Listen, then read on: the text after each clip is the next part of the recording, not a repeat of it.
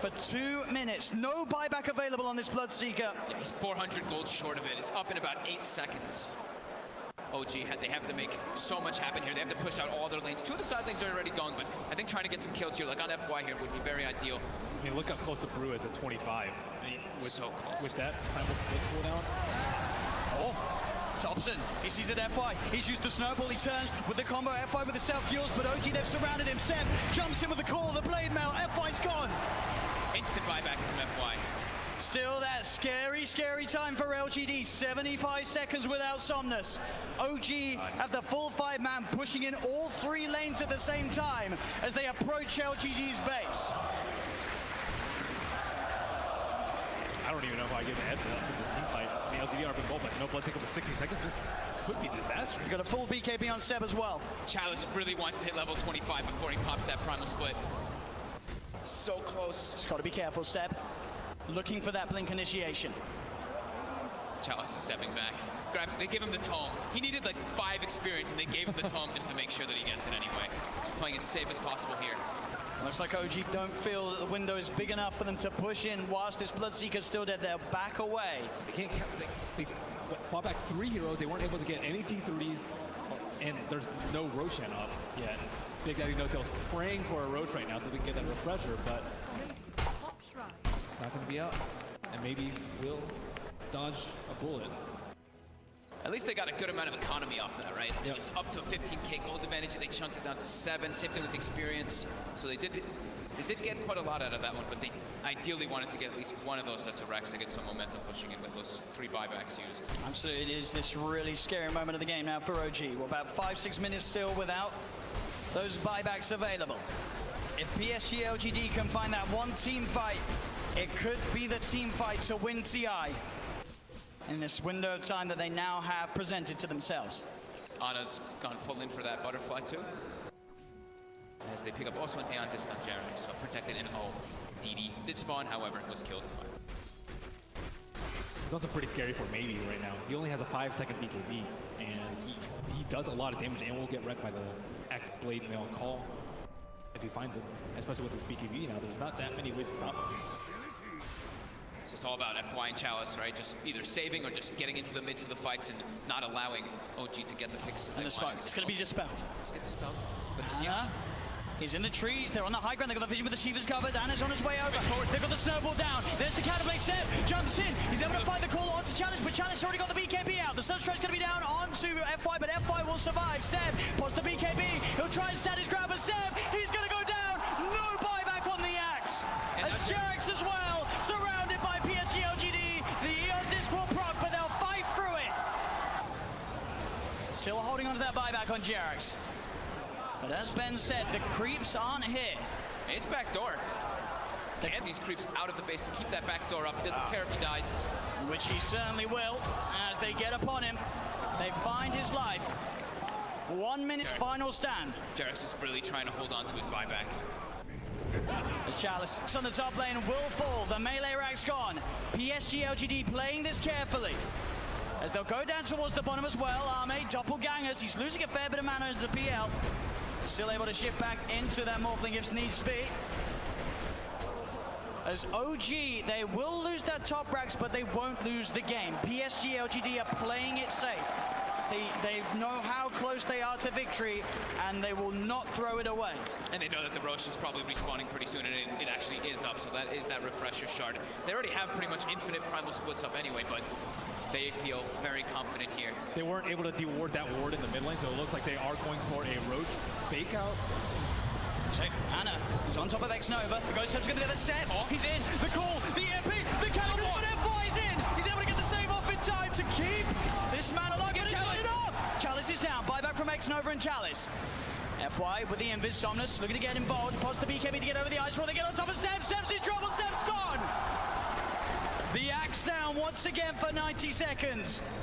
As now FY giving them the vision, but they see him. They've got the doppelganger to jump away from the snowball. The snowball over to Thompson. The self-fuels. FY trying to buy time for the rest of LGD to come in. Again, up into the air. Arme straight on top of No-Tail. FY will fall. Arme looking towards No-Tail. No-Tail pops the hand of God, but No-Tail beat it down by Arme and Somnus. Chalice gets the primal split off as Anna. He's been left behind in Thompson. He's got to do something incredible in terms of the combo. Can he find the angle? Jerax coming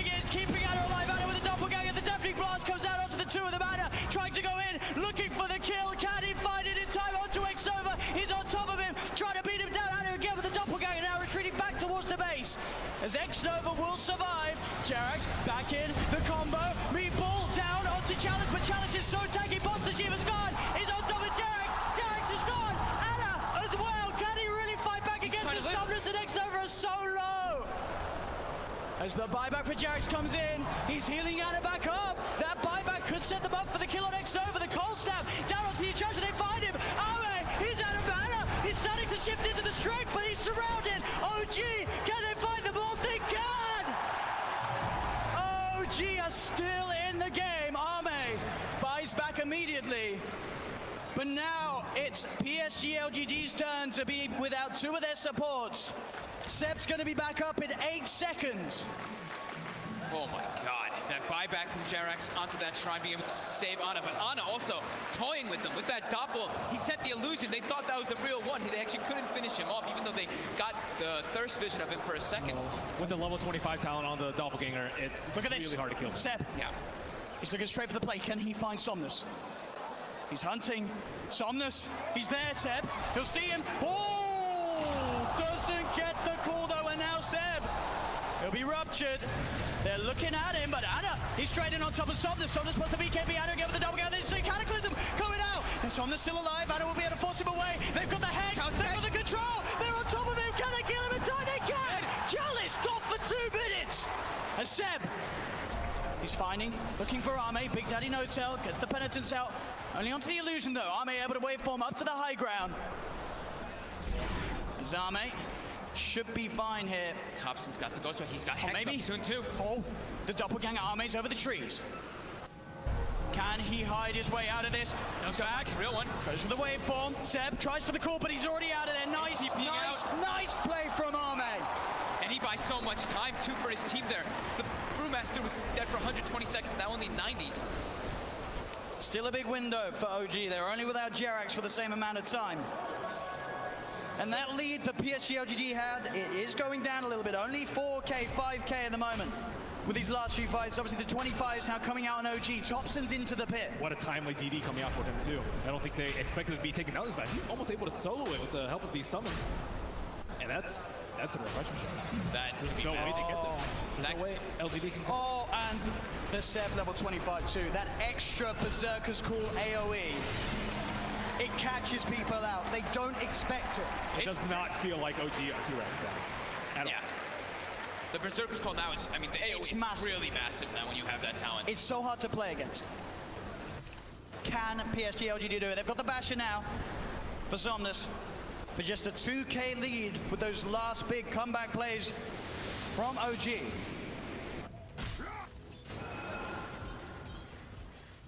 Still 30 seconds without Chalice. Double hex coming out now. Thompson and these 5-second BKBs. Yeah, I mean, they were crushing with their BKBs. He's spotted out. Got the vision. They're on top of him. Thompson, he's in trouble. The Nullify comes out, but he got the Ghost Walk off as well as the hex in time. Now, Somnus turns out, the blood runs down. Thompson! He's dead for 100. Has got the buyback available. PSG LGD will certainly look to force it out of them. FY, just what a shadow blade. As soon as they split up, he finds the perfect opportunity there on Thompson. You got to be careful going out on the map when FY's alive. There's every chance in the world that he's going to be watching you from the trees. And at this point, I think for Ame, it's actually going to be very worth it for him to actually just try and burn all the mana from the Phantom Lancer so he can't doppelganger all the time. That's causing a huge issue in the team fights. And I see that Chalice is using his Dispel Magic every single cooldown on these Phantom Lancer illusions, but there's still way too many that are causing havoc in these team fights. It's too constant. Like that doppel cooldown being 3 seconds just allows him to always be able to play around a little bit around the brew. They don't really have this crazy AoE when you look at LGD's lineup to just clear out those illusions. It's really a lot based off them just trickling them down slowly with like the Shivas and the Radiants and knowing exactly which one it is. Yep, he doesn't have the crit talent, but now he does have crit from that Bloodthorn coming out. It's a lot of damage that Anna can offer to the fights now. And Brewmaster without BKB, very vulnerable. Cold Snap, Bloodthorn, Berserker's Call. There's a lot of ways that they can prevent him from getting that ult. He just commits it from the back, just to be careful. Make sure that he can get it off and get some damage in onto the tier 3s. Anna's going to start to try and fight against these Primal Split Brewlings. He'll be able to find one of them. He has been silenced. He'll take down the Wind Panda 2 as well by the looks of it. There's only the Earth Panda prevails. Seb jumps and he gets the call onto the Panda, popping the BKB as well, so they won't kill the Brewlings off. They do force PSG LGD away long enough that Thompson does not have to expend his buyback. It's Thompson back in the game. And then they're utilizing the PL very well too, by replicating him, sending illusions to get some extra damage on the tower. It's just one Rax left that's holding LGD away from Mega Creeps. And they're straight out.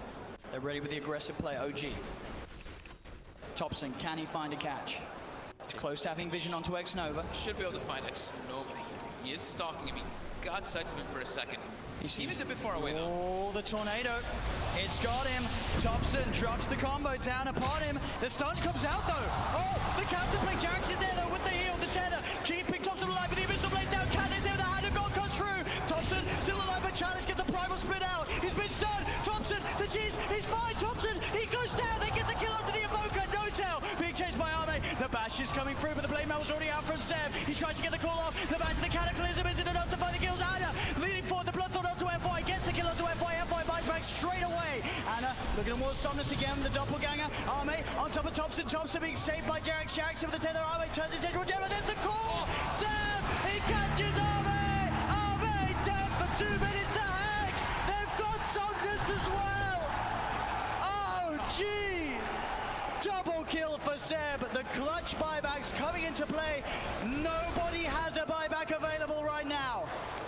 As OG stand with 5 alive on the map, 100 seconds without the Morphling. This Doppel talent is just destroying LGD. They have no way to actually find Ana. Like Ben said, the Brewmaster's constantly using the Dispel, but it's so hard to find the real PL amongst all these illusions in all this chaos of the fights with tornadoes and chaos meters and everything falling all over the place. And look at this. The tier 3 tower falling. Ana frontlining it all. What's he scared of? The Blood Bride will come out. Chalice with the Shiva's Guard trying to initiate. But Ana, he's poking, prodding, beating down, and on the side, Thompson jumps in. Chalice gets in with the big the call. Seb, he's got the disable on the Chalice. Do they have the damage? They got on top of the Chalice. He's into the snowball. FY buying time for him, but now he's vulnerable. He's gets hexed. He gets Bloodthorn. Chalice buys back. Straight back into the game. Anna trying to find his attention onto X-Nova. Chalice leading forward. The Tornado going to be off the market. Only catches out the Bloodseeker, but Seb, he's looking for the follow. Jumps in, gets the call. The BKB was out in time. The Bananas on top of it. Did they have the damage? Seb's got the blade man. FY with the snowball again. Thompson, Jax focusing the racks. Thompson gets the hex up onto X-Nova. Seb healed up by Jax. Anna still full health at the moment as the Brewlings are pushed back to the base. OG get the bottom melee racks. As still 30 seconds to play without the Morphling in the game. They move towards the mid lane. OG, can they really get it all here? The mid rack's falling. They've taken a full second sets, 15 painful seconds for LGD. They're gonna keep going. They want to claim their megas. Another tier 3 falls. OG onto the final set of racks that LGD have left standing. Azana, he gets kicked back. He's separated from the team, but he has the double ganger. He's been ruptured. He needs help, but he needs it now. Jared in with the tap of the hand of God. Give it that double heal. The relocate as well. Jared gets him out. As OG will successfully disengage before that Morphling's back in, as they found both racks. Jerax will die for this one, almost certainly, as he looks to tether across, but the nullifies upon him. He has buyback though, and OG just took so much away from PSG LGD, as they only have This could be a nice use of mind games on top, so makes it a little bit more exciting and spicy. Racks left this game, and one of them is a range racks on the side of LGD. Buyback status. I saw X was buying over like 600. See how it all pans out, John. It's going to be a very, very interesting game. Of course, the first game of these group stages now. I do miss the voice lines. I don't particularly understand what those ones say, in all honesty, John, but it's always fun to hear them regardless. I'm very happy. I haven't actually seen what the higher level ones sound like, to be honest. I'm sure it's mostly just old ones. Now there's another bounty set on the roof. Got to make those points, John. You can't just, you got to use these things. Yeah, you definitely do, and it's going to be an interesting time up top. Of course, you've got the Monkey King up against Tide. This is something the Monkey's not particularly happy about. Rubik plus Tide can really mitigate your damage if you're not careful. Sure. But then again, it is a Monkey King after the melee hero, right? Like, you should have no issues getting that Jingu Mastery proc. In fact, we're gonna see it now. Like, there's no way he gets out of range here. And there you have it. That's the one thing. You take the monkey's damage away, but he gains even more back with Jingu anyway. So I don't really know if they're going to be able to shut him down that hard with this combination. Yeah, it's going to be a lot more potent for the monkey in the early stage, especially since you skip that anchor smash. I think once you have some points in the smash though, it gets a little bit hard to juggle around your Jingu. Like, you will only do damage during that Jingu mastery.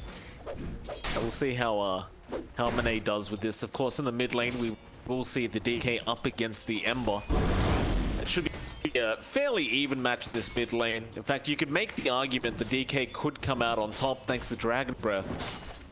You can almost guarantee nobody's dying in this mid lane, as there is absolutely zero kill potential unless we are going to see some support rotations.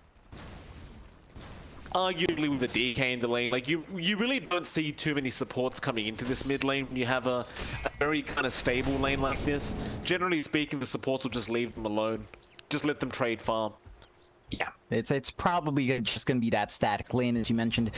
I don't think you want to invest too many resources here. The side lanes are so much more important when you have a Slark up against a Pango like that. Ooh. They already found the Tide. Super the one to pick up the first kill. First blood will go to the way of RNG. Yeah, that's kind of what I was talking about, John. Like, I don't think the Rubik Tide is enough lane up against Bane Monkey. It's RNG going to abuse this quite a lot. Like, you might see that Tide making a very early rotation to the jungle if this keeps up. Yeah, it is costing them a bit. They have to be careful of the magic damage output. Super in particular is quite scary if you're like the Tide.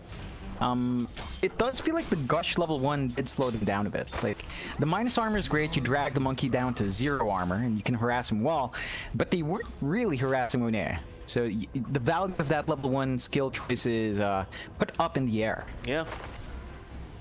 The thing is, though, do you bother going for Kraken Shell, right? Like, maybe the argument is yes. It's hard to know, because you need to secure those range creeps as well. And I think that's maybe why he also opted to go Gush. In fact, never mind, they'll just use the Rubik to do so. But yeah, like you said, like, if you're not really harassing once that Gush comes out, it kind of becomes pointless. The slow is very nice as well, but yeah, we'll see what happens there.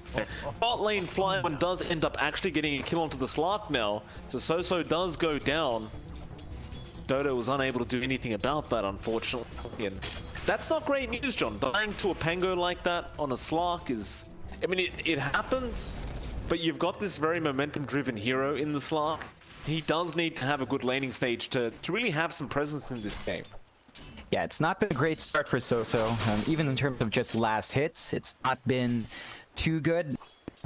Mainly down to just how aggressive Flywind's been playing. Like, there might be some room now with Super away, but with the tree in the way, sorry. But I don't think you can really do too much now. Like, you just focus on those last hits.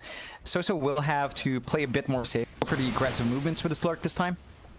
Mainly because the tree can punish pretty hard if you overextend.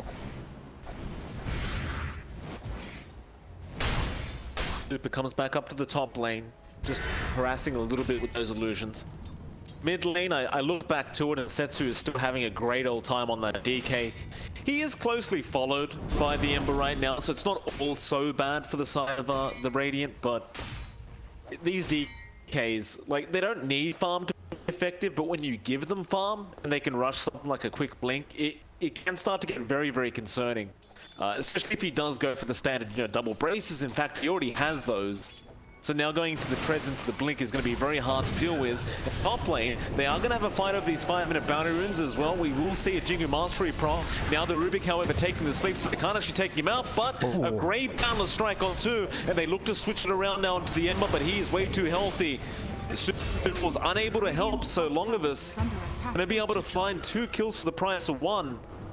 I guess on the brighter side, RNG did find Dodo down at the bot lane, so it does end up being a 2-for-2 trade in the end, but you do lose that Monkey King. Yeah, it's Not, it's an all-right trade for RNG. Longinus is most certainly still happy, especially since the Ember was around for those kills. So you are getting a bit of a bounce back on that Ember Spirit, who has fallen a bit behind. You still have issues with laning against Setsu though, like 6 is up, Dragon Form's available. You are just about to hit 6 on the Ember as well, but even then with that additional damage, you're not going anywhere. Oh, super. The damage he's taking right now. They're just hitting away. He doesn't have remnants yet. He needs more freeze. They wanted to dive, but the lift from the Rubik will save him. But there's a full level advantage almost on that. But with that Dragon Form, he's just going to slowly start pressuring that mid-1 tower. Of course, he also has that 5-minute siege creep, but now we do have September coming in. In fact, Super, excuse me, on the Bane. September is there though, and they are going to make a jump now onto the Ember. In fact, he jumps on the Bane, but he is low on HP. He has to be very careful. He will remnant away. Now the Rubik, however, in a bit of a peculiar spot, as the Dragon Tail will come out from Setsu, and that'll be another kill to go the way of RNG. And they could just go straight back to that Tier 1 mid. Radiant's middle Yeah, it's really aggressive from RNG. You finally see that mid rotation from the supports as well. So this does free up the side lanes for Longinus. It's not like they're finding the most for that though. Like you look at So, he has managed to catch up in terms of farm, 45 compared to our Pango's 33-4. So he has bounced back a bit with those supports gone, but it's really hurting that Ember. Like the item progression is going to be a bit slow, saving up for the Urn first, and it's not too close. It's going to take a while for our Ember to hit that point where he can get his own rotations out. Certainly.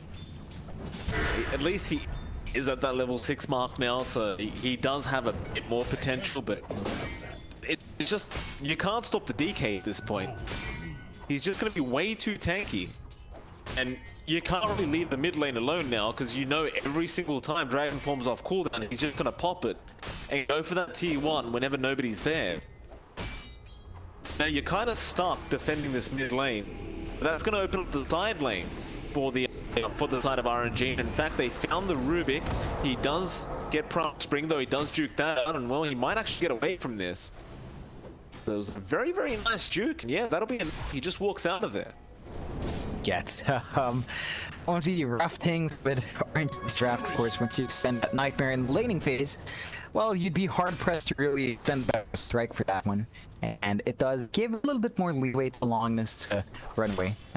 They can use that time. They have been using that time quite nicely for the Tide up top, so he's found some farm for himself, just about to hit that level 6 mark. So it is a lot harder to commit for the Tide.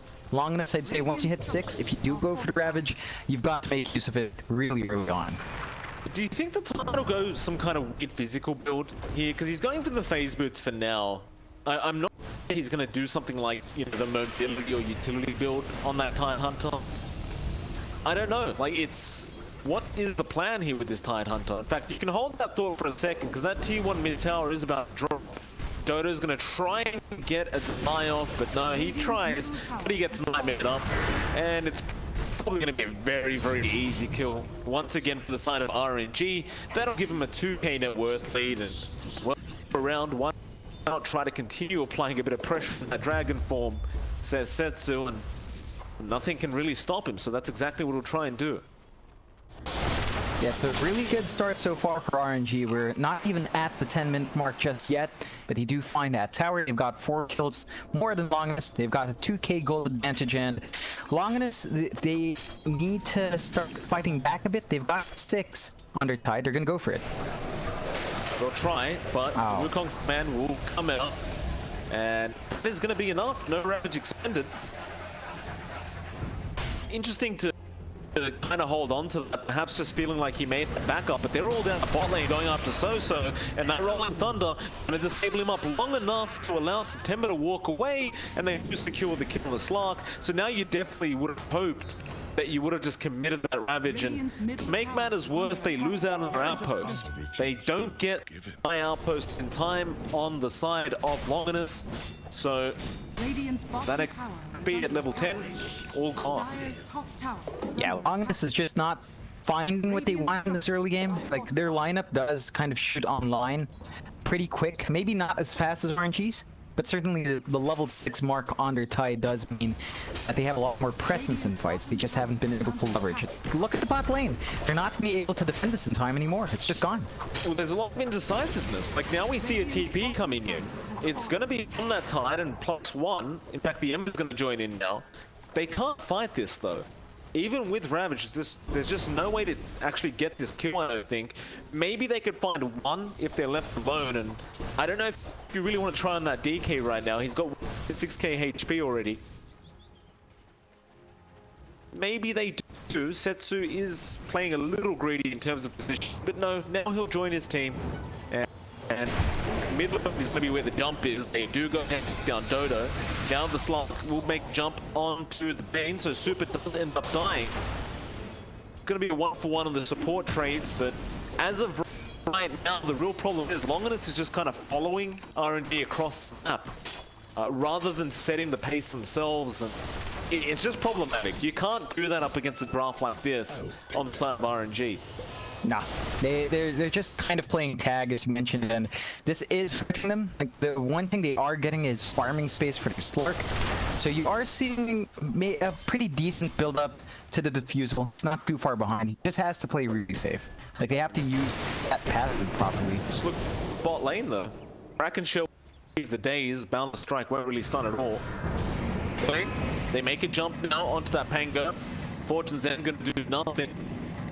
Radiant's middle tower All the way, bottle and into his rune, and that'll be the end of that. Meanwhile, top lane looks like there has been a jump with the Fiend's Grip on that Slark. Oh man. That's what I talked about, John. The Fiend's Grip, as soon as you get it, unless the Slark's a god and, you know, has the game sense to get out of there early, he's just gonna die. Yeah, it's, you can't afford to leave your Slark like that. At the same time as the Slark, you just can't be that far forward. The tier 1 is there. At this point, the supports can kill you by themselves. There are a lot of issues here for Longinus. They need to still play some farming game here. At least you have the Urn on your Ember. It's not going to do too much while you don't have charges, though. So you really need to have an aggression that pays off. It's just, you can't. Like, you look at eating jungle space. That could go to the Slark instead. So instead, you're sacrificing your Slark in these much more dangerous spots. And that's... I get that everyone needs farm, it's just prioritization feels... Well, they might find Monkey. Let's jump away from the name. Yeah, he'll be fine. That was a 3-man smoke. Longinus paying off, and now Rolling Thunder going to be cancelled off. There's going to be more coming in from RNG. A great swashbuckle onto 2, and with that, he says, let's jump in, boys. Wukong's command's going to be there. Nice Savage, though, grouping them all up as 3. It won't really be enough to kill anybody. In fact, the Rubik is the one who dies, and False Promise will be committed just to ensure the Tide gets out of there safely. Now the Dragon Form's been pumped. They are going to make the jump onto the Ember, who has remnants available but doesn't have any out yet. He'll throw one out and get out of there. Now the Pango Rolling Thunder out to try to roll onto the Ember. A great overgrowth out from September. They even got the Oracle. That's going to be their 3rd kill. RNG are playing no games today. Oh no. They've been constant with the aggression. They've been constant and consistent with finding these objectives. They're gonna find the Tide now.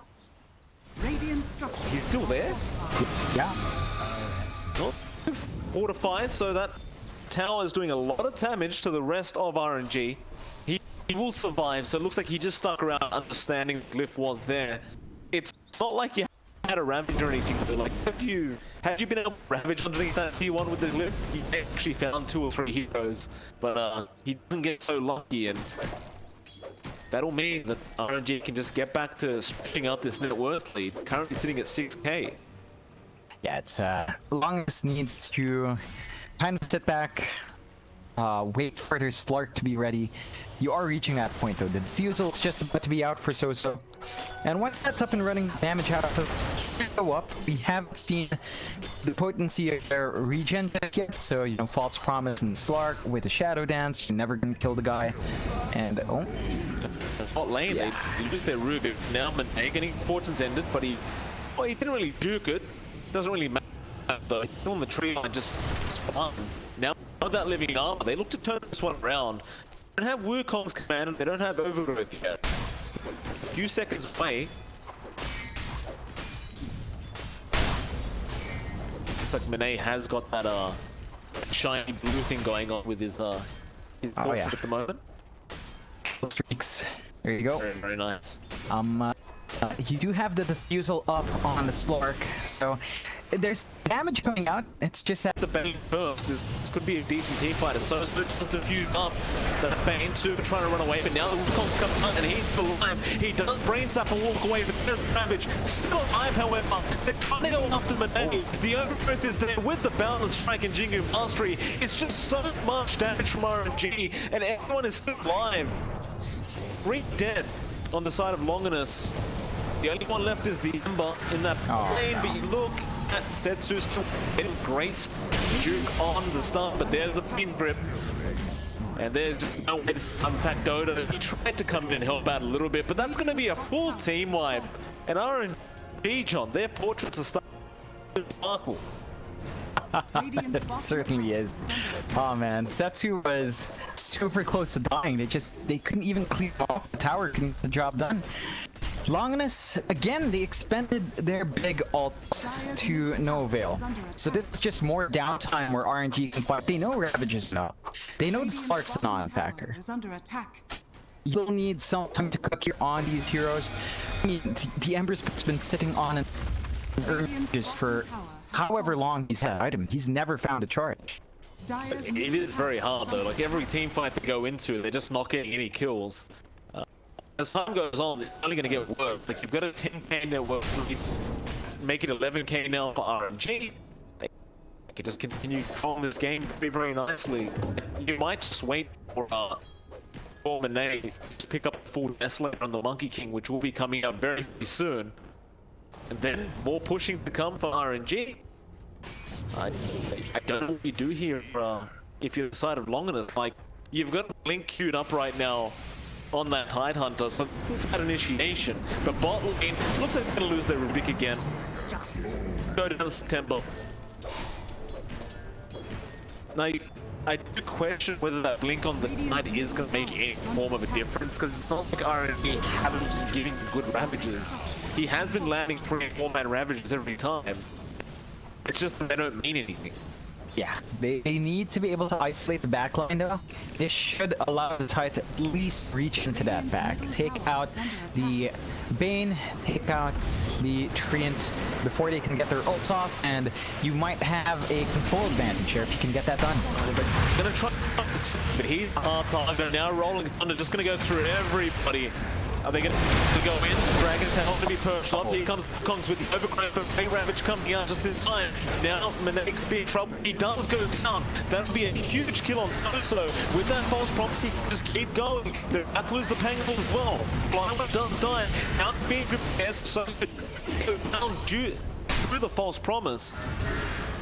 But they've still got Setsu to deal with. Setsu will find a kill on the DK.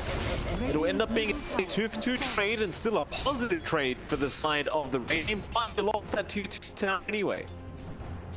Yeah, it's you'll take what you can get if you're Longinus. I mean, at that point, the tower was kind of condemned to die anyway. So, you finding a Monkey King still pretty darn big. That's a good bounce for Longinus. Not quite enough to turn the tide of the game, and losing your Slark kind of counteracts that. So, you do have to wait once more until the Ravage is going to be back up. But the build-up on Slark is going slowly but surely. The BKB should be able to come out in this game. That could give them the control, like, for everything else beyond the game. So the only worry you'll have with BKB up is going to be super, and you're going to just have to find a way to take him out before you commit that BKB. Or bottom lane, so try and farm, but currently his triangle is full of dire heroes. So will show himself, and RNG don't have the Phoenix grip, so I don't think they can really set up, but they do at least force out the Shadow Dance. Spotting the Invis Bane underneath that Sentry Wall. He wasn't gonna kill him anyway, so the Shadow Dance is just a little win for RNG. Yeah, I don't blame him for being super cautious though. Like, he has been caught out in that exact same lane before. Better to err on the side of caution there. This does mean they're not going to be spotting that Roche. They do smoke up. Maybe they make the radar, but they're taking their time. And they get scanned out as well. There's no Ravage either, John. It's going to be a hard team fight, but they feel like they need to do it. It's going to be a nightmare straight off the bat on the Bane, but a great pains to start off. Now the Rolling Thunder will be there, and it's just going to be on this high Hunter. Just securing this with the command down. A great position. Can't even enter the team fight, but no, it's been cancelled immediately, but it doesn't really seem to matter, as now we have Monet jumping in, rather Setsu on the Dragon Knight. They find two straight off the bat, and they look for more. They want the room, and they will probably get it. The Primal Spring will follow up, and Monet does get the kill now on the Monkey. 3 kills plus a Roshan. Yeah, that's it's a free trade for RNG. You know, it's not just even nice, it's all free. They weren't under too much of a threat. For Longinus in the next fight, they will have Ravage. So there's that. Consider the Ravage is going to be back up. You have Shadow Dance back up, but you don't have False Bombs because that was expended early. So you'll have to watch out for how far you push your Slark, but you do have some options now. So this should be an easy kill, but nice. No. They're still probably going to find this, so Setsu showed himself now. He gets a few stuff, and to turn around here. Setsu may have overextended, but a lot of TPs are coming in, but a great Ravage connecting on every single person. Oh, is it going to matter? Setsu is still Thunder gonna roll through with over follow-up from September. They are just getting destroyed in the team fight, and the GG's been called. They are too far behind to come back into this game, and I cannot blame them for the GG call. You're better off just going into that game 2 and starting fresh. Oh yeah, it was complete domination from RNG, and Longinus, well, they've still got a lot to prove here. Well, John, we've got a... Luckily, we do have an after-game analysis, the Game Fuel post-match analysis, in fact. We'll go into that, we'll talk about what happened.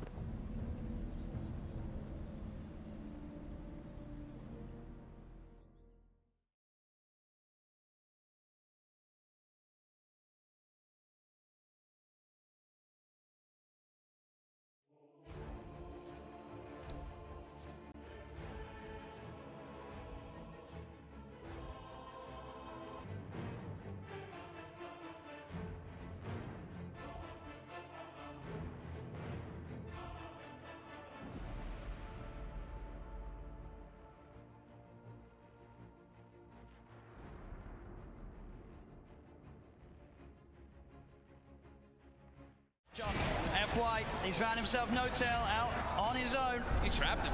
There's no I love the way that Chalice popped his BKB super early in that fight. He just knows, I just need to get my ulti off, and he cast it at a very safe range. He didn't wait for the last second of his BKB. He's not very greedy. And I think that's a lot of the reason why they've been winning these team fights. Seb has been struggling, still about 1,000 gold away from his BKB. Yeah, this Brewmaster is a display of perfection, really. It's the highest level in the game with his Bloodseekers. And doing a ton of damage. One of the most damage in the game as an offlaner. That's to keep Ana alive, and but Ana wasn't able to do damage because he was ruptured. He wasn't that low on HP, but still can't run around. Seb. Oh, I'm his ninjas here. Got to be careful who shows up top. Indeed, Jerax. He's going out on his own. He doesn't expect Arme to have this invis route. As Arme will show himself. Jerax goes across, but Somnus is there. Somnus is not messing without rupturing. No mercy. They're feeling very confident now at this point, getting these very advantageous team fights as well as getting kills on the split push too. Thompson though, will find X-Nova. Seb, and as well. Between the two of them, they'll take down the support edge. FY's going to come in though. He hasn't got anyone else with him at the moment. It is just FY, so just playing around with Seb. He has no help around at all, and he's still just making Seb's life miserable. He is toying with him. He's just making him not be able to come back. Look, they're already starting to rotate this Brewmaster and Bloodseeker too, and FY, he's ready to look for Seb. Seb's got to get out. Oh, Seb. As indeed, FY, the patience, keeping that control on Seb, buying time for Chalice to come in. Ana is going to look towards the Tusk. Chalice is now there, does have Primal Split available if he wants to look to take this fight. Somnus coming in as well. As Ana, Seb look to hide in the trees. Can they get out of it? Ana's got a TP available. He's into the trees, he's going to show himself in the lane though. They're going to continue to head over. They are going to see Seb make it out in time. They don't have a stun. Ana, can he get out as well? He can. OG will avoid that rotation from PSG LGD. FY is just so obnoxious there, following Seb for over a minute, just stalking him, trying to have his team come over. So that's about, you know, a minute without Aegis being used for LGD. They have 2 minutes left, I would say, to capitalize on this Aegis. Oh man, looks like he is level the PL. Pretty much back to a 50-50. PSG LGD 2-1 up at the moment in this best of 5 grand finals. 1 game needed to secure the championship title. And at this point, they are ahead here in game 4. No-Tail hasn't had time to gather a full... As Thompson, so he does have a Lincoln Sphere picked up, and they should have the BKB finished on Seb too. A couple more minutes on the side of OG before they're ready to fight. Seb held back for now. Thompson trying to offer his best from the side to provide some sort of safety, as he will get Seb back. They're able to get Seb back to safety, and Thompson, he's running away. X-Nova's there with the wraparound, gets the slow off, gives the vision for the snowball. TP from No-Tail's coming in towards the stride, but Thompson, he's trapped. That's twice in the series that X-Nova just comes out of nowhere. Like, he's just on a warding expedition, then he just ends up wrapping behind these people constantly. Perfect time. Perfect timing, and has the Senton creep to boot. And look at these deep wards that he's placed during that time that he was running around doing so. He now has full vision of OG. Yeah, he sees Ana farming these Ancients right now. Oh, Ana. FY just giving so much information for the team. He's got eyes on him. Get the punch on the wrong target, but the snowball pass will catch Ana. Ana, he's in trouble. The blood bright silence connects. He's got the man to back up in a second, but can he really play his way out of this one? He cannot. Ana down for a minute and a half. Just having all this vision. And X-Nova throughout this whole tournament has had the best vision in every situation, even when you wouldn't expect it. They're just like, oh, they're fighting on the left side. They're not going to have vision over here. But no, X-Nova always seems to have those prepared in every situation. And he has some incredible foresight to be able to have these wards that just lead to really clutch pickoffs. And Axe has not spent his money on BKB. He has the money, but he might be looking to save for buyback. We'll see if any of the buybacks do get forced out. Thompson's still dead for 15. Ideally, he doesn't buy back it. They may have to buy back on Ana. He's gone for 50 seconds. The split coming out from Chalice. He's ready to push in, look for the stun on No-Tail to hold back the Chen as the mid-racks are exposed. PSG LGD, 40 minutes in, able to open into the base and clean out this mid lane of racks. Still Ana holding on to that buyback. And they're going to keep going here. They really want to force this PL to come back here. Stun onto Thompson. He will blink dodge it. But another tier 3 tower falling incredibly fast. They really don't want to use it. Seb jumps in, gets the call onto FY. There's the buyback. The Cataclysm isn't enough to do anything. It isn't. PSG LGD still fighting strong. Thompson getting focused by Somnus. Seb taken down by Army. The triple buyback's now out as Ana in trouble. He's pulled back for this one. The deafening blast onto the 3 of them. Knocks them back, but Ana gets focused. Seb! He's in with the call. He has the control onto the morphing Somnus. Now being chased by Thompson. Blinks in with the cold snap. The PL army's on top of it. They get Somnus too. As OG, they have to expend 3 buybacks, but they hold on to the top rack. Somnus now down for 2 minutes. No buyback available on this Bloodseeker. Yeah, he's 400 gold short of it. It's up in about 8 seconds. OG, they have to make so much happen here. They have to push out all their lanes. 2 of the side lanes are already gone, but I think trying to get some kills here, like on FY here, would be very ideal. I mean, look how close to Brew is at 25. So close. With that primal split cooldown. Oh, Thompson, he sees it FY. He's used the snowball. He turns with the combo FY with the self-fuels, but OG, they've surrounded him. Seb jumps in with the call, the blade mail. FY's gone. Instant buyback from FY. Still that scary, scary time for LGD. 75 seconds without Somnus. OG have the full 5-man pushing in all 3 lanes at the same time as they approach LGD's base. I don't even know if I give a heads up in this team fight. The LGD are been gold, but no blood take over 60 seconds. This could be disastrous. He's got a full BKB on Seb as well. Chalice really wants to hit level 25 before he pops that primal split. So close. Just got to be careful, Seb. Looking for that blink initiation. Chalice is stepping back. They give him the tome. He needed like 5 experience, and they gave him the tome just to make sure that he gets it anyway. Just playing as safe as possible here. Looks like OG don't feel that the window is big enough for them to push in whilst this Bloodseeker's still dead. They'll back away. They can't count. They fought back 3 heroes. They weren't able to get any T3s, and there's no Roshan up yet. Big Daddy No-Tail's praying for a Rosh right now so they can get that refresher, but it's not going to be up. And maybe we'll dodge a bullet. At least they got a good amount of economy off that, right? It was up to a 15k gold advantage, and they chunked it down to 7. Same thing with experience. So they did get quite a lot out of that one, but they ideally wanted to get at least one of those sets of racks to get some momentum pushing in with those 3 buybacks used. Absolutely, it is this really scary moment of the game now for OG. We're about 5-6 minutes still without those buybacks available. If PSG LGD can find that one team fight, it could be the team fight to win TI in this window of time that they now have presented to themselves. Ana's gone full in for that butterfly too. As they pick up also an Aeon disc on Jeremy, so protected and DD did spawn, however, was killed. It's also pretty scary for Maybe right now. He only has a 5-second BKB, and he does a lot of damage and will get wrecked by the X-Blade Mail Call if he finds it, especially with his BKB now. There's not that many ways to stop him. It's just all about FY and Chalice, right? Just either saving or just getting into the midst of the fights and not allowing OG to get the picks. And the spark, it's going to be dispelled. Let's get dispelled.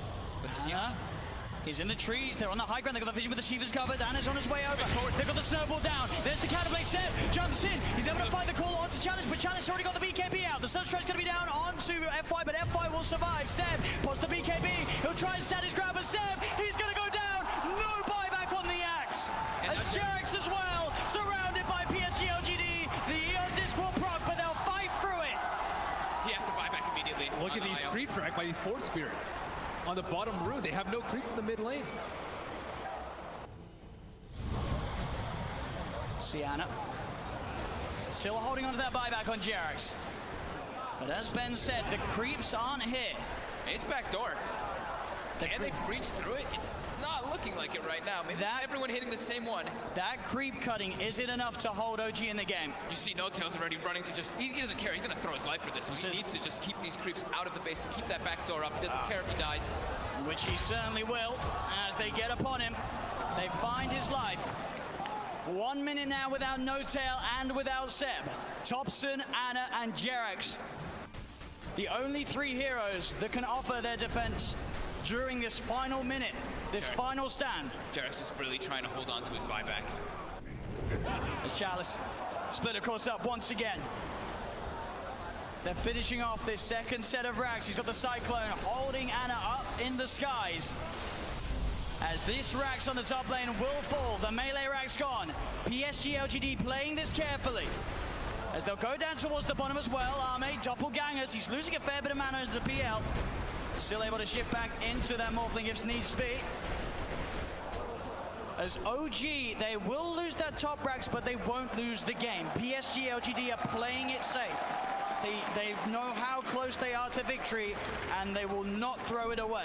And they know that the Roche is probably respawning pretty soon, and it actually is up, so that is that refresher shard. They already have pretty much infinite primal splits up anyway, but they feel very confident here. They weren't able to de-ward that ward in the mid lane, so it looks like they are going for a Roche fake out.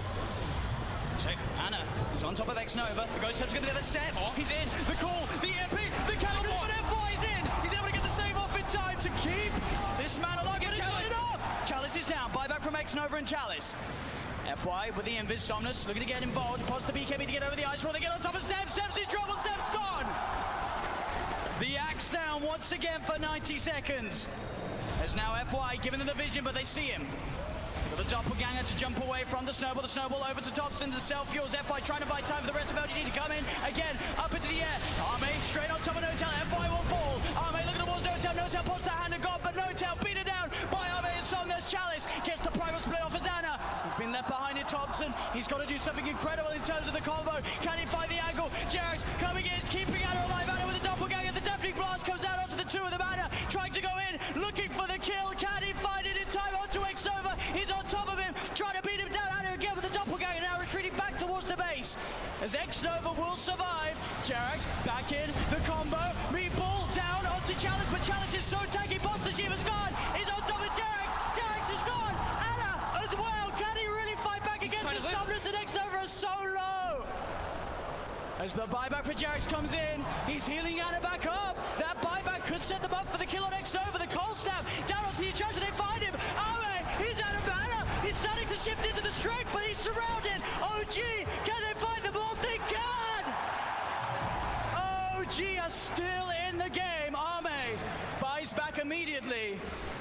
But now it's PSG LGD's turn to be without two of their supports.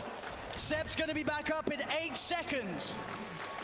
Oh my god, that buyback from Jerax onto that shrine, being able to save Ana, but Ana also toying with them with that doppel. He set the illusion. They thought that was the real one. They actually couldn't finish him off, even though they got the thirst vision of him for a second.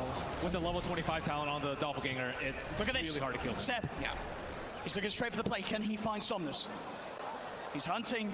Somnus, he's there, Seb. He'll see him. Oh! Doesn't get the call though, and now Seb. He'll be ruptured. They're looking at him, but Ana, he's straight in on top of Somnus. Somnus puts the BKB. Ana again with the double. There's a Cataclysm coming out. And Somnus still alive. Ana will be able to force him away. They've got the hex. They've got the control. They're on top of him. Can they kill him in time? They can. Chalice got for 2 minutes. And Seb, he's finding, looking for Ame. Big Daddy No-Tail gets the penitence out. Only onto the illusion though. Ame able to waveform up to the high ground.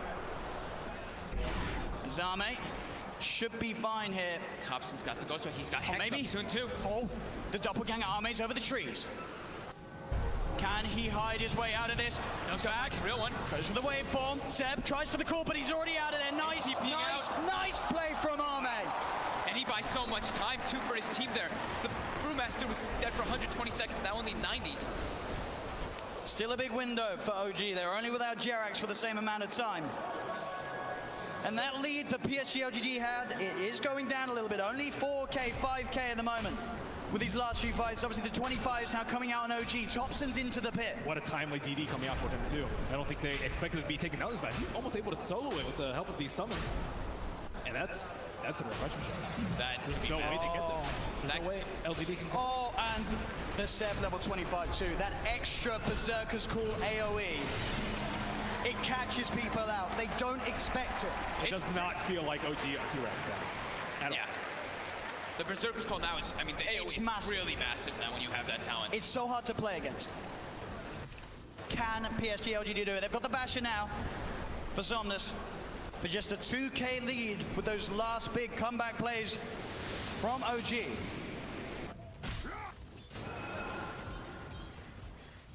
Still 30 seconds without Chalice. Double Hex coming out now. Thompson and these 5-second BKBs. Yeah, I mean, they were crushing with their Why? Being spotted out. Got the vision. They're on top of him. Thompson, he's in trouble. The Nullify comes out, but he got the Ghost Walk off as well as the Hex in time. Now, Somnus turns out, the blood runs down. Thompson! He's dead for 100. Has got the buyback available. PSG LGD will certainly look to force it out of them. FY, just what a shadow blade. It just, as soon as they split up, he finds the perfect opportunity there on Thompson. You got to be careful going out on the map when FY's alive. There's every chance in the world that he's going to be watching you from the trees. And at this point, I think for Ame, it's actually going to be very worth it for him to actually just try and burn all the mana from the Phantom Lancer, so he can't doppelganger all the time. That's causing huge issues in the team fights. And I see that Chalice is using his Dispel Magic every single cooldown on these Phantom Lancer illusions, but there's still way too many that are causing havoc in these team fights. It's too constant. Like that doppel cooldown being 3 seconds just allows him to always be able to play around a little bit around the brew. They don't really have this crazy AoE when you look at LGD's lineup to just clear out those illusions. It's really a lot based off them just trickling them down slowly with like the Shivas and the Radiants and knowing exactly which one it is. Yep, he doesn't have the crit talent, but now he does have crit from that Bloodthorn coming out. It's a lot of damage that Anna can offer to the fights now. And Brewmaster without BKB, very vulnerable. Cold Snap, Bloodthorn, Berserker's Call. There's a lot of ways that they can prevent him from getting that ult. He just commits it from the back, just to be careful. Make sure that he can get it off and get some damage in onto the tier 3s. Anna's going to start to try and fight against these Primal Split Brewlings. He'll be able to find one of them. He has been silenced. He'll take down the Wind Panda 2 as well by the looks of it. There's only the Earth Panda prevails. Seb jumps and he gets the call onto the Panda, popping the BKB as well, so they won't kill the Brewlings off. They do force PSG LGD away long enough that Thompson does not have to expend his bite. Turn to ban. Thompson back in the game. Radiant team They're back. utilizing the PL very well too by replicating him, sending illusions to get some extra damage on the tower. It's just one Rax left that's holding LGD away from Mega Creeps. And they're straight out. They're ready with the aggressive play. OG. Thompson, can he find a catch? He's close to having vision onto X-Nova. Should be able to find this. RNG's turn He to is stuck. ban.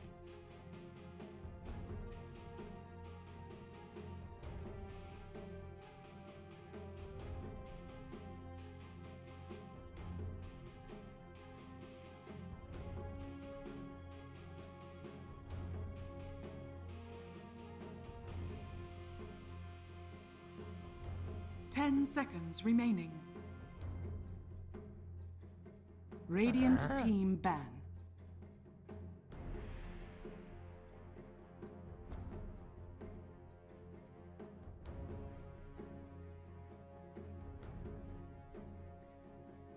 RNG's turn to ban.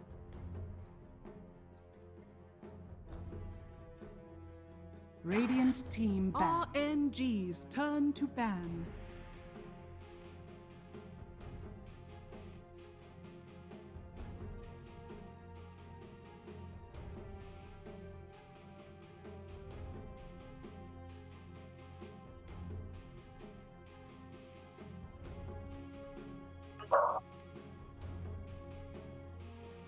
Ten seconds remaining. 5 seconds remaining.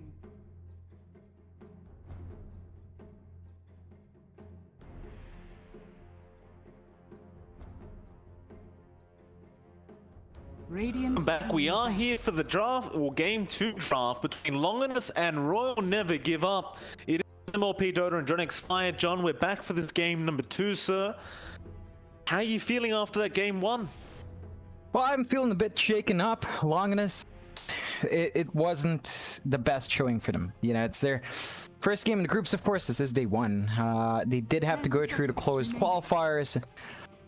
RNG is most certainly putting up quite the obstacle for Longinus. So we'll see whether or not they'll shake it up hard. You take a look at those bans, Mike. They took out the Treant. So you're not going to have that option now for September. He was just way too effective there. Him and Super was just so active on the map. We'll see what exactly Longinus does pull out here. Of course, this time RNG has first pick.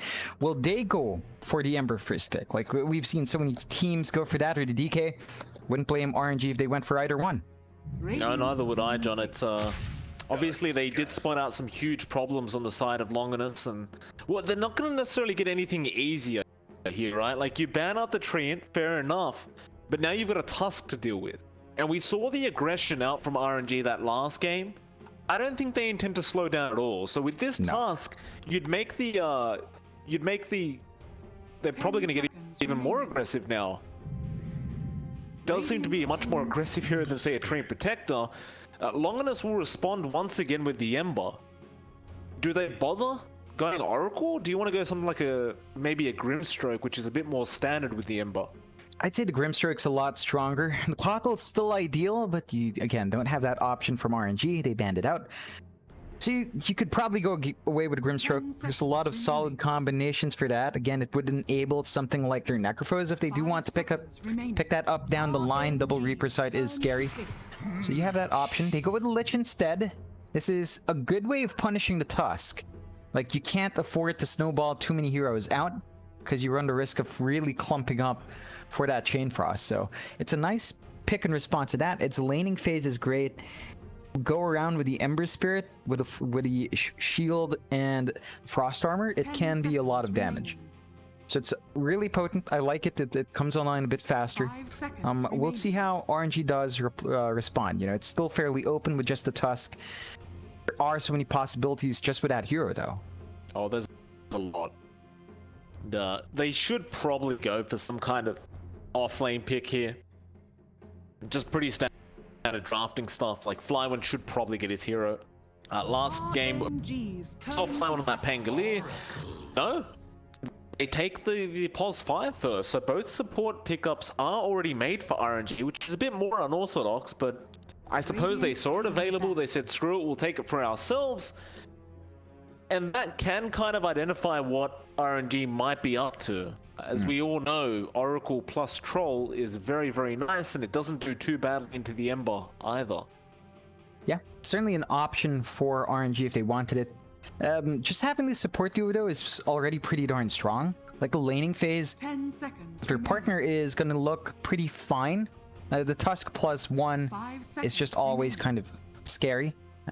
A lot of damage output that can come out, and the early rotation potential is pretty darn strong. The Oracle allows you to have that sustain, have that way of keeping the fights longer. We didn't see it to great effect from Longinus in game 1, but we'll see if RNG can. Troll now, like, it's not necessarily going to be the biggest issue. Of course, if you generally speaking should be in that mid lane, blame them for just getting rid of that DK, because we saw Setsu doing really quite a lot of work for his team that game and just applying way too much pressure to those objectives. But there's so much more heroes you can pick anyway, so we'll see. Long with their third pickup now, where do you want to go with this? Remaining. They'd probably want RNG's turn to their kind of drafters to go for the flex. They do go for the Pango. That can be a bit flex, like we have seen some pause for Pango. I think it is more likely we'll see it in the offlane in this case for Longinus, but you know, we'll see exactly what it is. It's still fairly open. Of course, with a Pango, you do have a lot more laning presence. You have a decent combination with a Lich if that's what you're going to be running together. 10 And you do seconds have remaining. a stronger team fight that's not tied into a longer 5 cooldown. seconds So it's not like a Ravage on the Tide. It's a bit faster for the Pango to be up and running. And that can help Longinus find that early aggression they were severely lacking in Game 1. Yeah, I certainly agree. Like, I do like the Pangolier coming out.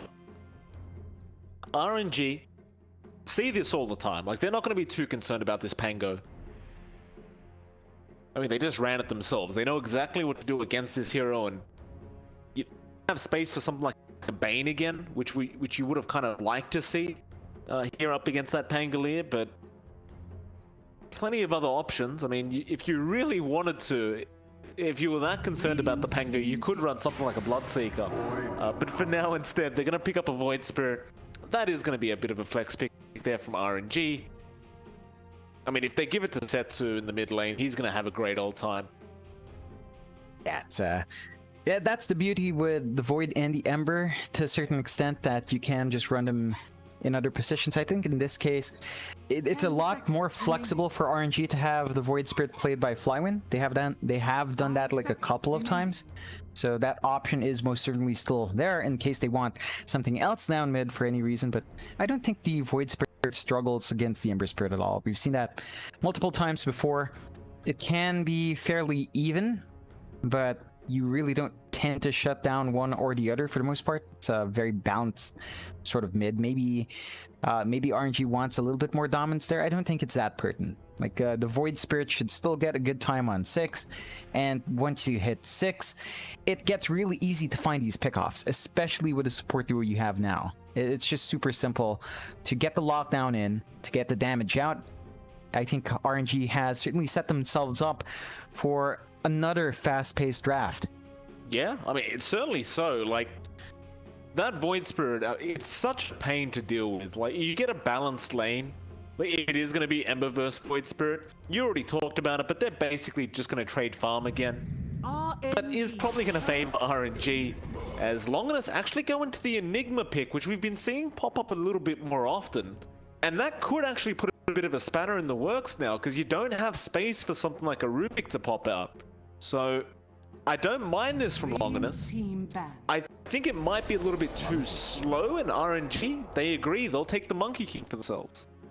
Yeah, this, like, it's a solid Enigma game in the sense that you don't have to worry about, like, a Bane or Rubik or a Silencer here. The Monkey King's pretty decent early on. Like, as long as he's not caught, he can get a long-range stun out. Even the Tusk, to a certain extent, we've seen highly effective. 10 seconds. Like, as long as he's not caught, the Snowball enables you to get that cancel off pretty consistently, 5 seconds while the remaining. BKB's not there. So there's a lot of ways from RNG to deal with that Enigma. If Longinus is looking at, like, the push of the Enigma, in all honesty, like, we've seen the Enigma a couple of times, it just doesn't feel like the Eidolons are enough in terms of push. Like, you get so much more value from Beastmaster for comparison over the Enigma in terms of just raw push potential. So we'll see whether or not Longinus can get that done. Of course, the team fight potential, though, is pretty strong. Like, if you land a big black hole, toss the Chain Frost out, have your Ember Spirit bomb in and the Pangolier Rolling Thunder in, they've got all the control for these 5v5s. They just are kind of tied to a timer there with that Enigma pick.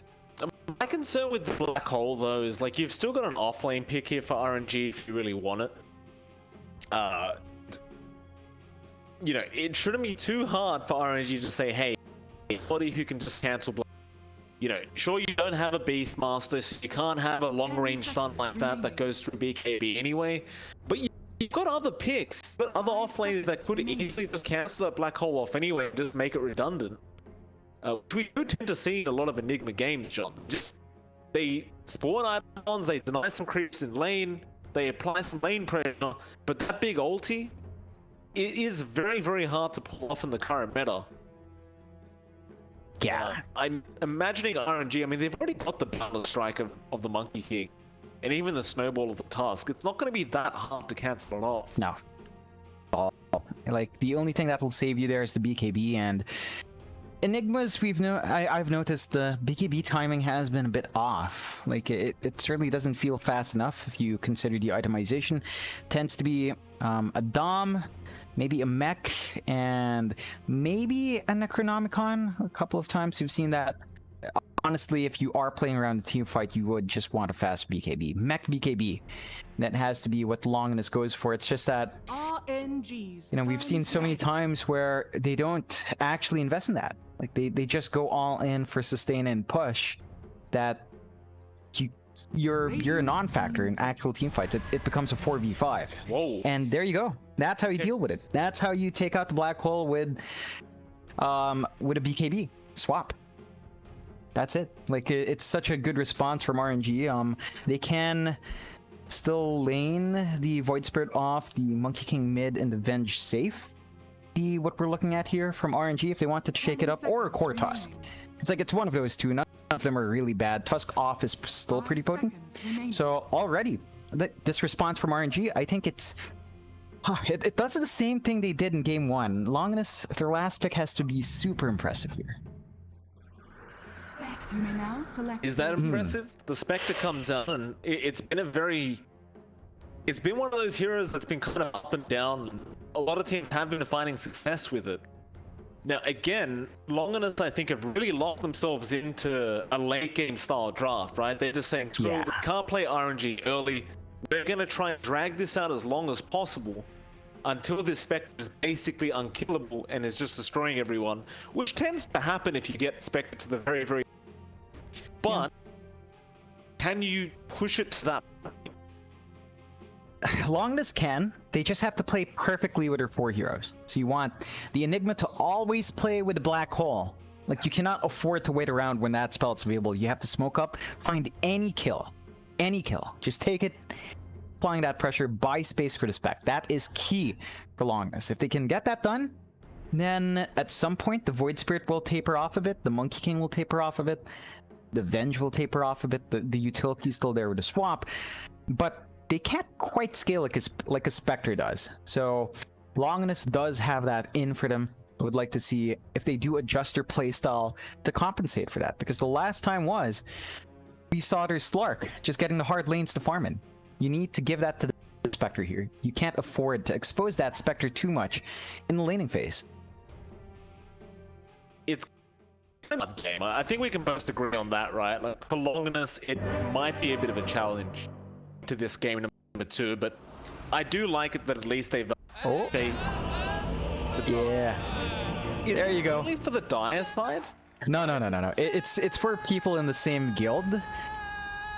You all have to have a battle pass for it. I'm not sure about everyone having the battle pass, but you all have to at least be in the same guild. So, it's hilarious when you see the death animation in that start screen. It's just like, it's fun stuff. It's fun stuff, Mike. It is nice. I do love this new battle pass. Haven't had the pleasure of searching through all of it yet, because I only bought it like, was it a couple hours ago, just before we started.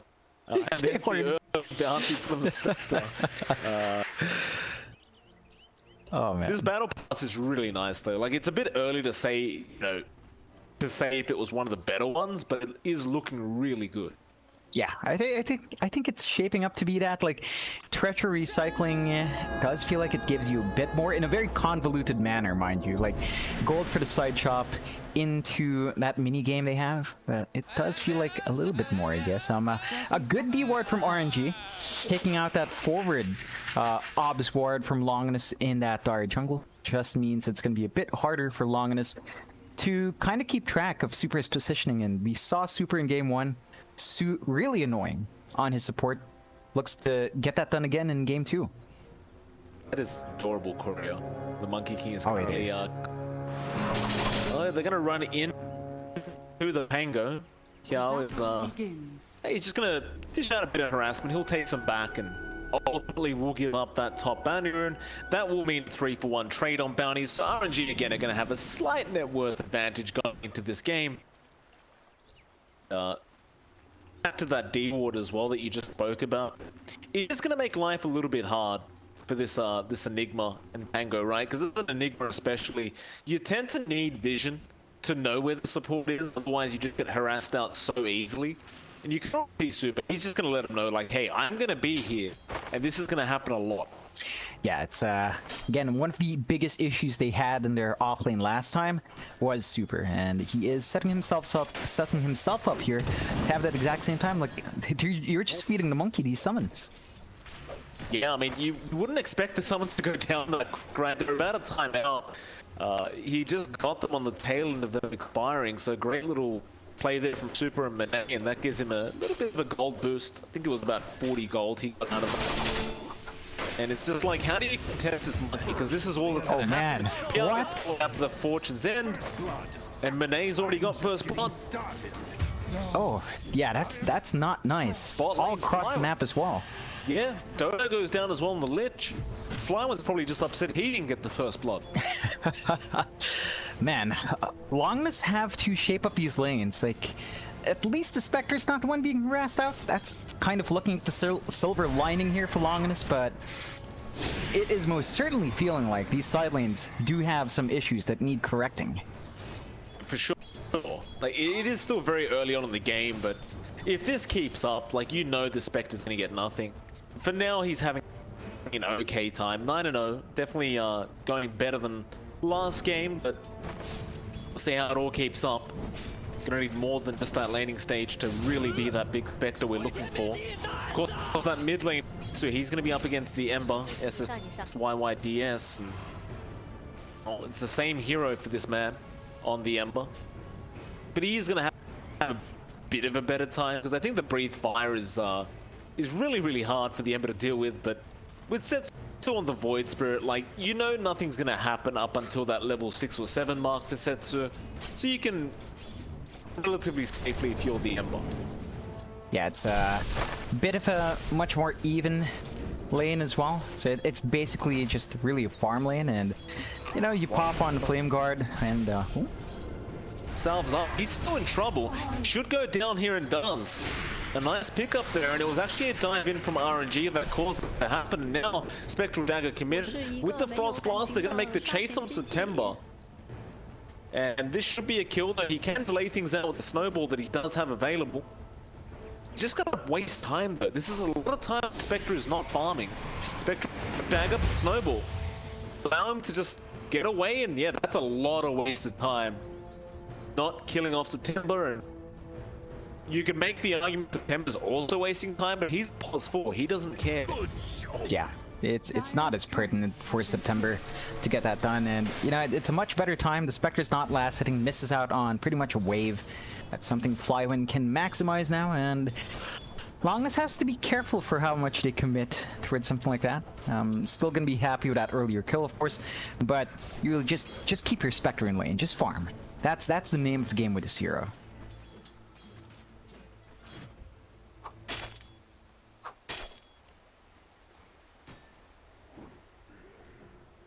Dude, I'm gonna start disrupting this Enigma a bit.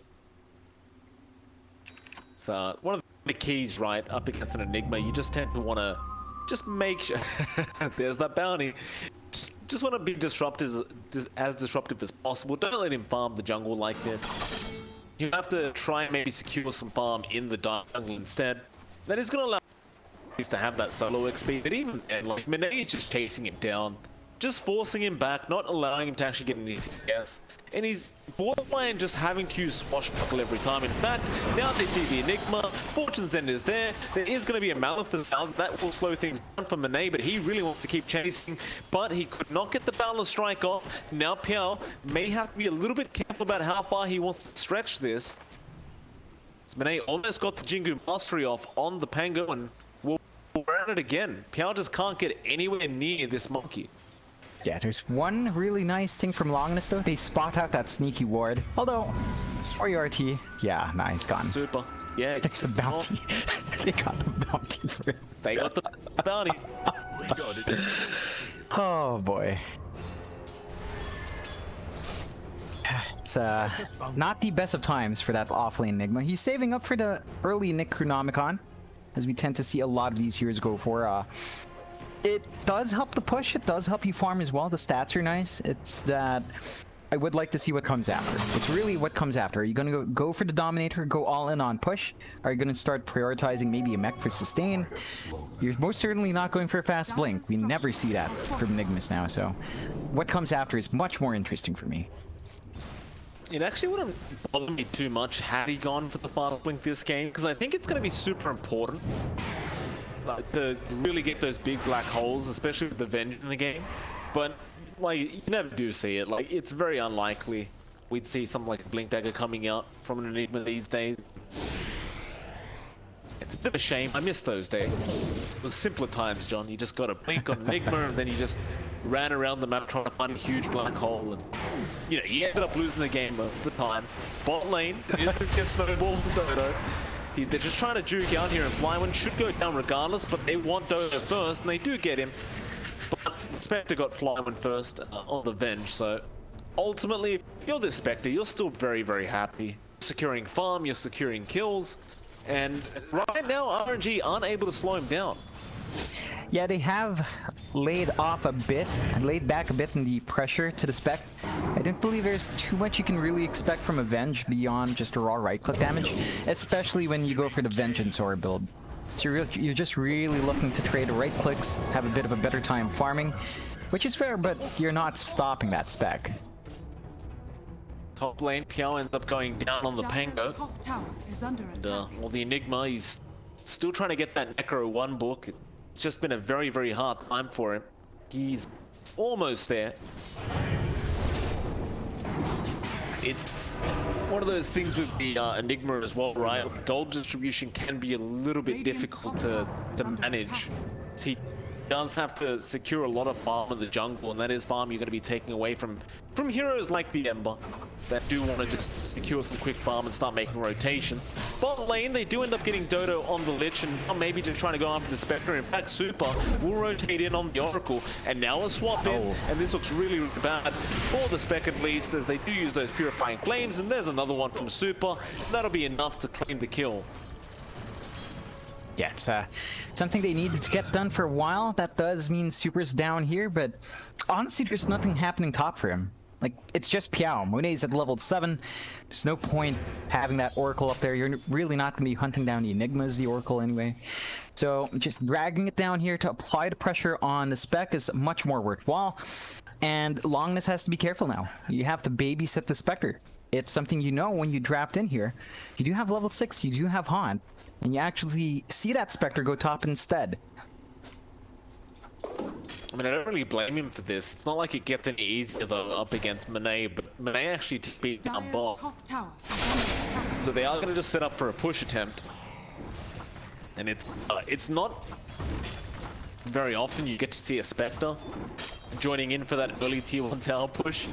It's very unusual, in fact, as usually you'll just haunt in if a fight starts. But he just doesn't feel confident. Mid lane, Fortune's End going to be there on SS, but he'll be fine. He did just juke it out with the Sleight of Fist. And eventually, the side of Longinus, they do secure that top tier 1. That's good news. It's a nice little bit of gold influx, though. Bot lane, same thing's happening. They do find the tier 1, however, Monet getting low, gets swapped into Power, who was actually just rolling around, and now Flywind may actually end up dying as well. Oh, that is rough, but a great rotation there from Longinus. They may even find the Void Spirit rotated in. He does get Dodo, and now SS is double. He will chains up and just run away. In fact, just kiting Setsu. They will bring the Spectre in to try and go after Super. Doesn't have that level 6 yet. You can't really do much to stop this kill from happening, and eventually they do get the kill. Now Setsu still running in very confidently. Will have the Tusk snowballing in as well. They'll find Power, but again, a great chains. Sharps won't really lock anyone in. But Setsu has another Astral Step in 1 second, but he is just so slow. That'll be enough. Longinus, I'd say that was a pretty decent win for them. Yeah, they did trade 2 to 3. And they do find the upper hand there, especially with finding Monet. So overall, a bit of a win for them, but you know, you would want a bit more. You want your Spectre to keep farming up, and this is when you can start making those moves. I was surrounded mid lane, but actually don't make the jump in because they spot out Setsu and the Void Spirit, who goes straight in on the Enigma. And there was a black hole available, but he just did not have a chance to actually throw it out. The burst damage from Setsu was just way too high. And, well, the RNG, they're still going to maintain that 2k net worth lead. Yeah, it has been a consistent kind of lead for RNG. As long as it's within 2k though, I don't think it's too bad for Longinus. This does mean your Spectre is still somewhat keeping up. You take a look at that Spectre right now, it's just about 100 gold behind Flywin. And overall, the farm distribution from RNG is pretty even. So it's not too bad. Your Spectre's still finding that gold. You just need to buy time. So much more time. We haven't seen the black hole from Moriarty. This is going to be really important. He needs to force a lane in with that spell. Rolling Thunder committed top lane, but they're not able to keep super. It was just the Pango himself. With, yeah, they didn't even get False Promise expended out, so not too bad for RNG. And all that mid push not going to lead to anything. They may try again with those Eidolons now, but they're expiring pretty soon as well, so maybe time to take some more Eidolons. Still has the black hole if he wants to try and commit. There is going to be a loop around though with the smoke from RNG going straight behind mid-tier 1 of the rating. They'll spot out Dodo. They have the Centaur there with the Helm of the Dominator from the Venge, and they do secure a very easy kill. And in fact, Fortune Zen now going to fly out with the shards blocking him in, and they just have perma stuns. In fact, it's not enough. Stick charges from SS was enough to allow him to remnant out of there. But this is going to open up that mid-tier 1 now for the side of RNG to push in. Yeah, and it's they should be able to get some decent chip damage here. Not gonna be the best.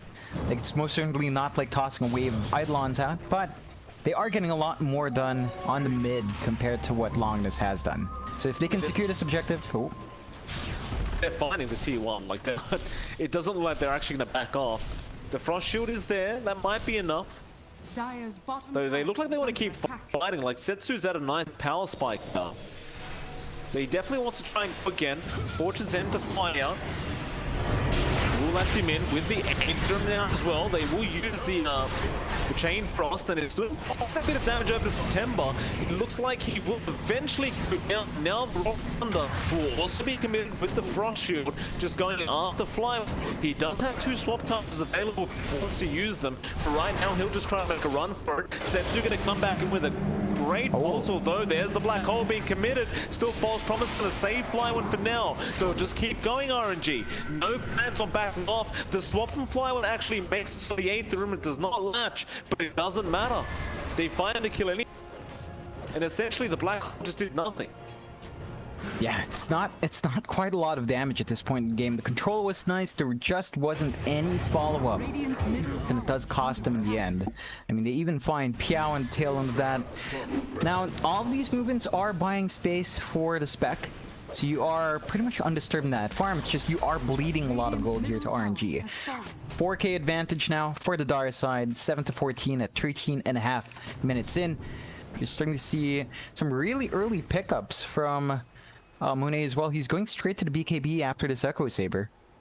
They really want that aggression. They don't want to stop fighting. Well, I don't think you can, right? You've got a Spectre on the other side. No real reason to go for some kind of heavy build on Monet. Just keep going, and the Spectre in a very, very deep position. This isn't exactly the spot you'd expect him to be farming in, and he doesn't have Spectral Dagger either, so he can't really juke this out. Monet just pops the Wukong's command and just traps him in. Yeah, and those are the kinds of deaths you can't afford to give out to at Longinus. This reminds me of Game 1 with a Slark. He was just so far out that you wonder, how safe do you really expect to be there? Well, Monet just going to keep going for more now. Snowball going to lock in that Enigma. Of course, no black hole, so he won't even have a chance anyway. Super just had enough damage with the Purifying Flames on the Oracle. And they are really starting to take over this map, RNG. It's our first series of the day, but if this keeps up, it is going to be a very, very quick series. Hopefully not for the sake of Longinus, but They've just got to try and slow this pace down. It's just going way too quick for their draft. Monet jump on into Piao. He does just juke away with the swashbuckler, but a great boundless strike from Monet, and now just forcing out the roll. Oh, no. It's just so much damage from Monet. He doesn't even get a chance to roll away. He did commit the Rolling Thunder all the way as well. The animation finished, he just couldn't go anywhere. Yeah, it is slowly starting to kind of chip away here for Longinus. They aren't seeing the biggest item pickups fast enough, although they are buying time for their big cores. You are seeing RNG build up a bit too fast. Like, Monet switches out for the Desolator instead, so his damage output will shoot up. They might make a move on Setsu. That might be a kill.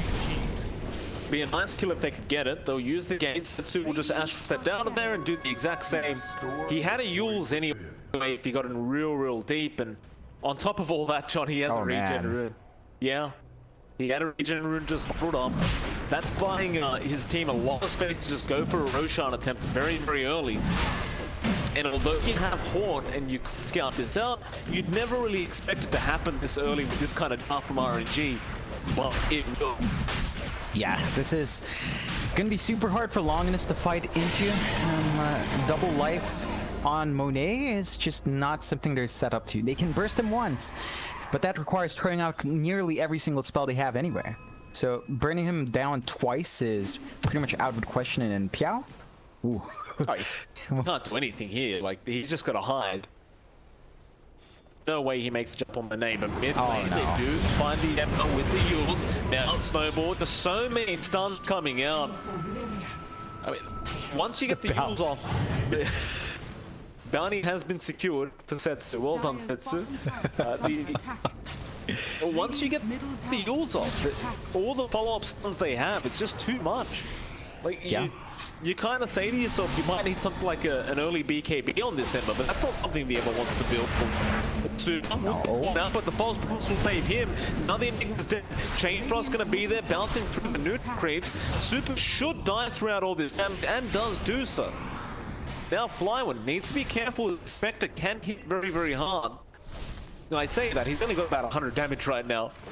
But Desolate does do quite a bit, but now the Snowball from September with the tag team, the Walrus Punch, is probably going to be enough damage to just burst him down.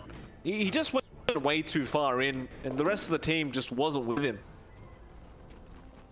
This kind of staggered movement in from Longinus is costing them. Like, you would have been much better off just farming the spec. You really don't need to join in. You finish the Manta, then maybe you could talk. Even then, I don't reckon that's going to be enough. You're going to be looking at the Diffusal, and then on top of that, probably a very fast BKB or Heart. Truly become a menace, but RNG now, with that lead, straight into Tier 2, and they might find another kill. Mid lane, it's just the Yule set up again, straight onto that Ember. He is still alive though. You could go for the big black hole here, and he does find two of them, but Flyone will die straight off the bat. Now they might even find September. He does get Warriors pump up, but he does go down. But look at that Wukong's command from Monet, just doing so much damage, and Setsu just ripping him apart. At RNG, I mean, you lost your supports, but you're losing so much more at Longinus. Under attack. There is going to be a fortune playing out on PR, but they won't make the chase after the Pango. They've already found enough in that last team fight, and that was one of your best case scenarios. A decent two-man black hole just led to nothing. Yeah, that was a lot of patience coming out. That was probably the best counterfight you could hope for from Longinus. Not quite enough. Super's positioning was really important there. Like, he got the root off at the tail end after to trap them in that Wukong's command. That's what enabled Monet to find those kills. And Longinus just doesn't have the best response yet. They need to build up a lot more in the spec. With the black hole gone, their defense is going to be that much weaker. So I don't think they can afford to fight outside at all. Even the high ground is going to be a bit harder than you'd want. You'd have to wait for that next black hole before forcing anything out. Huge pick off and chains into the Rolling Thunder, and the chain Frost. Monet, he gets stuck around too long, and Snowball wasn't there in time from September to see this out, but he will also go down. Now those are big pick-offs. if Longinus can do that a couple of times, just keep buying the Spectre space, this game could quickly turn. Yeah, that's pickoffs like that that you need to punish. They need to catch RNG. Just uses both his actual steps in the lane. Really no reason apart from the creep wave. I guess it does stop the T1 push though, so there's that. Yeah, and he's slowly but surely hitting that point where he does get his Ags. So he's just about 500 gold away. It becomes so much harder to stop that Void Spirit when the Ags is up. Like, you don't have any BKBs on the side of Longinus just yet, so that silence is always going to be at play when you're caught out.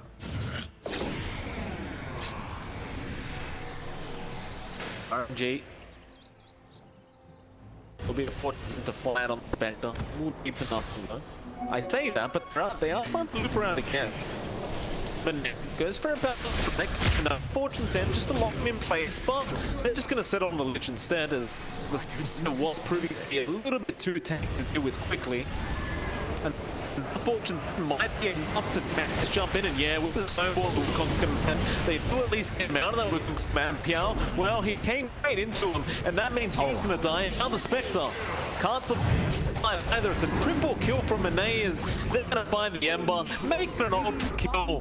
Where's the Rampage? Where is he? He's across the map right now. They can't secure the Rampage, but it's fine. An ultra kill is just as good. And RNG again just keeping up that momentum. They know without those big teamfight spells for Longinus, there's a huge opportunity for them to just clump up. So they go straight down mid, they're gonna get the shove in. There is the black hole in Moriarty if he wants to TP back, but he has to wait for his allies to respawn first. It's just so much pressure on this Enigma to make those big black hole plays. And again, you don't have mobility yet. He is trying to go after a BKB prior to his Blink Dagger. And it's just not going to allow him to close the gap fast enough before they react anyway. They find that mid-Rax at the 22-minute mark, and it's back down, perhaps to the bot lane, where, of course, they do still have the top and bot tier 2 towers to deal with. But as the game goes on, they've got full map control. They've locked down the side of Longinus, basically to their own triangle. The game just continues to get tougher and tougher for this Radiant side. Yeah, it's gonna be a lot harder to find that safe farm outside now, and you're still waiting for those key items. Oh, yeah, it's gonna be a swap in from the Enigma, and with the snowball and the Fortune's End, that is gonna be an easy kill. He could try and turn around for it, but his team is already backed off. Yeah, Monet's just getting stronger. Like, he's got Deso BKB now, the Monkey King. It's not easy to deal with that. No, and he's saving up for the Ags as well in the Monkey King. So once that's up, it just becomes so much harder to stand next to this Monkey King. They're gonna have to play the high ground. Once this siege on bot starts, your top is still protected by that tier 2. So again, it's a bit slower for RNG in that case, but Longinus needs to find a solution here. They need to be able to find the biggest team fight, and it's really just not that easy at all. Oh no. Chains gonna come out, but how do you stop this tier 3 push? Like, Chain Frost is gonna be there very early on. Monet, he just pops a BKB straight onto the Lich with the Wukong's command. They'll haunt into the backlines, trying to take down some supports. Super is still just hiding them out, and he has the false promise available, and now it's just an absolute cluster as they jump in, but they just get shredded. There'll be buybacks flying out, but this could be the last-ish fight. A decent black hole, but it's gonna be cancelled by Setsu, and that means the Enigma probably gonna die. In fact, there might be a dieback on the Pango if they're not careful. As Aether does latch on, and Piao, he's jumped in. He just wants to secure a kill. They may just call GG. That is going to be a dieback now. Oh, yeah. And Monet even found the Spectre across the map, and there's the GG call. This time 24 minutes, so they lasted an extra 2 minutes at least, which is, you know, it's better than... It's the first series, John. They just made it from the closed qualifiers. They had to verse RNG. It's a hard matchup.